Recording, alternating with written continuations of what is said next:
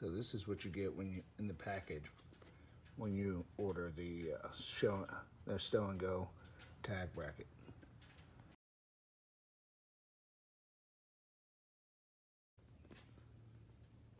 So these are the parts that you get when you order the Sto-n-Sho tag bracket system.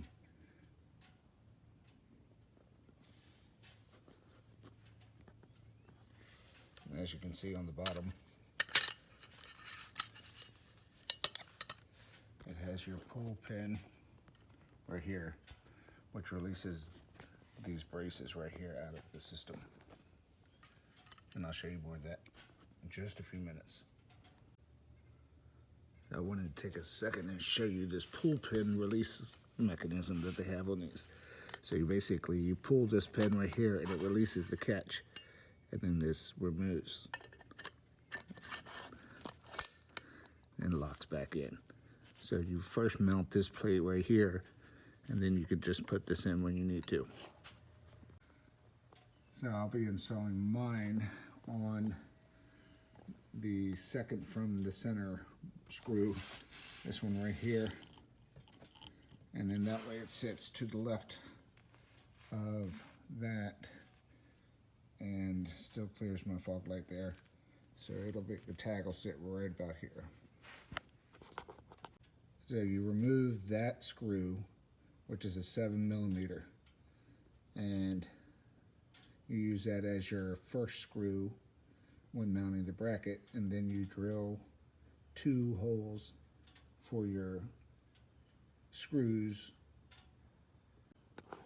So as you can see, I've got the 1 hole, or the 1 screw, pilot screw started, and then I'll use these 2 holes to drill pilot holes for my my 2 additional screws. One thing you want to pay attention to is that it calls for a 1/4 inch gap between the tag bracket and your bumper.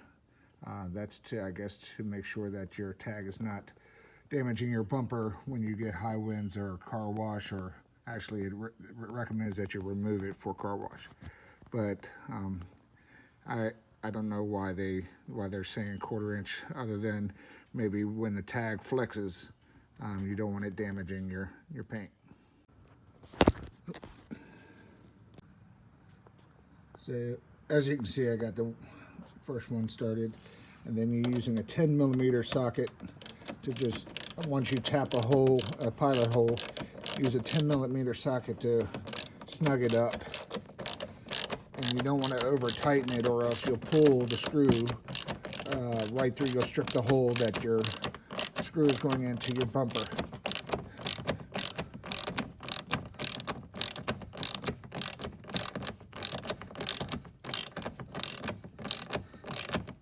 And that's all you want to do, is get it snugged up there. It's not going anywhere like that. And this one back here is a 7mm, and these 2 front ones are 10mm, and it's plenty secure. So now we're going to go ahead and put the tag bracket in. So here you can see that I've got the tag bracket pushed. If you try to just push it in, it doesn't go because the set pin is blocking. So you pull it out, and then you can slide it past and pull it out, and then it locks it in. And you can see it's got a little rattle to it. Don't know how much of a rattle, how much of an annoyance that's going to be when I'm driving, but you can expect to have that little bit of rattle, and that is just where the set pin locks it in. And here you get a better sense of what it looks like on the front. Okay, so I had a little bit of a problem with that tag being level after I did the install. So what I did do is I noticed that there was a white washer, a thick washer spacer that came with the installation pack. And what I did do is I came back and I installed it on this side of the installation, which leveled out the tag. So that's a helpful tip, that if you're doing this on the left-hand side and not directly in the center of your car, you may want to use that spacer to ensure that you're level. Hope this helps you out. Again, my channel is to kind of watch me learn as I go. Thanks and take care and have a great day.